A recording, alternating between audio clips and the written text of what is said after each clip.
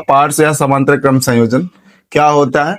इसमें देख रहे हैं, इस परिपथ में देख रहे हैं, एक R1 है, R2, R3, तीनों प्रतिरोध हैं और तीनों एक दूसरे के समांतर क्रम में है। ठीक, इसमें विभवांतर V है और इस परिपथ में विद्युत धारा कुल I प्रवाहित हो रही है। हमने देखा, चेक किया, सब में अमीटर लगा के चेक किया तो प्रत्येक प्रतिरोधों पर भिन्न भिन्न विद्युत धारा थी। देख पा रहे हैं I1 है, I2 है और I3 है।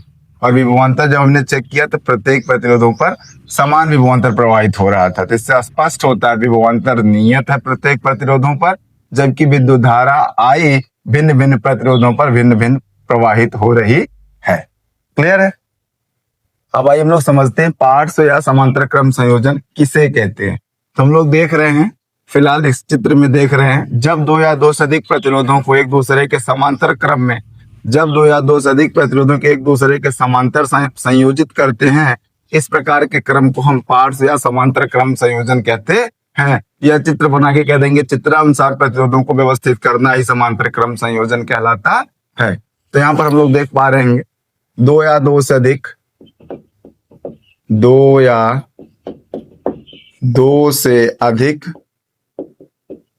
प्रतिरोधों को समांतर रूप से व्यवस्थित करना, समांतर क्रम में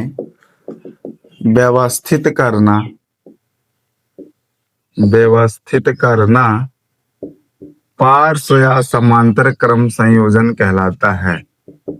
पार्श्व या समांतर क्रम संयोजन कहलाता है।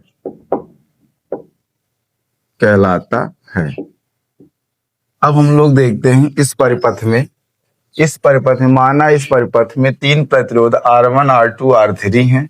ठीक है, माना इस परिपथ में तीन प्रतिरोध R1, R2, R3 हैं और इस परिपथ में विभवांतर V है और विद्युत धारा I है, परंतु प्रत्येक प्रतिरोध पे विद्युत धारा भिन्न भिन्न I1, I2, I3 है, तब ओम के नियम के अनुसार।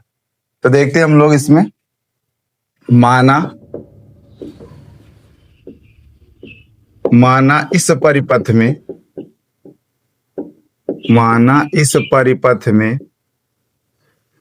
प्रतिरोध R1, R2 एवं R3 हैं, जबकि विद्युत धारा I तथा विभवांतर V और परिपथ का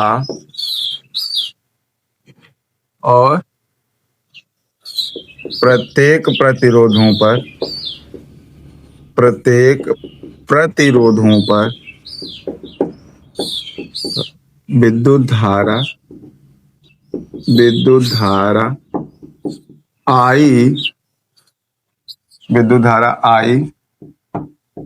भिन्न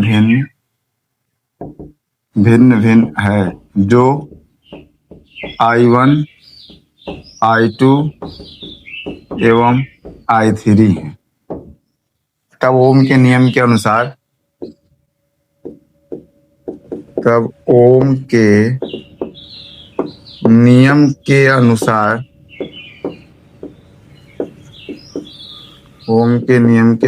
हो जाएगा V बराबर IR तथा I बराबर हो जाएगा V/R।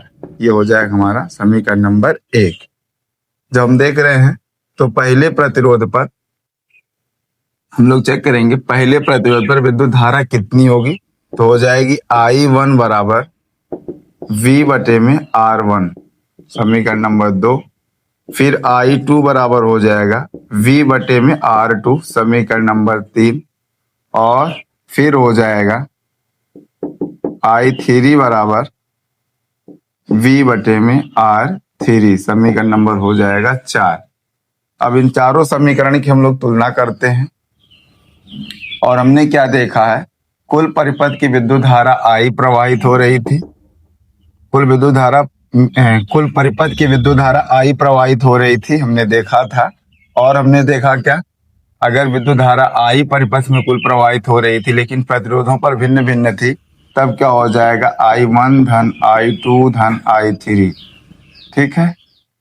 अब I का मान कितना दिया है, V बटे में R। इसको हम कर लेंगे समीकरण 5। यहाँ लिखेंगे समीकरण 1, 2, 3, 4 व 5 से। तो समीकरण 5 में हम लोग सबका मान ला के रख देंगे। I बराबर क्या दिया, V बटे में R। तो I का स्थान पर लिख देंगे V बटे में R। फिर I1 के स्थान पर क्या दिया है, V बटे में R1। फिर V बटे में R2। फिर V बटे में R3 कर लेंगे हम। फिर देखते हैं, इसमें सब में V है, इसमें भी V है, तो V को कुछ इस प्रकार कॉमन के रूप में लिख लेते हैं। यहाँ आ जाएगा, सब में V है तो कॉमन कर लेंगे, 1 बटे R1 हो जाएगा, 1 बटे R2 हो जाएगा और 1 बटे R3 हो जाएगा। यहाँ V से V को कैंसिल कर देंगे, आ जाएगा 1 बटे R बराबर 1 बटे R1 धन 1 बटे R2 धन 1 बटे R3। इस प्रकार जो है इसका निगमन हम लोग कर लेते हैं।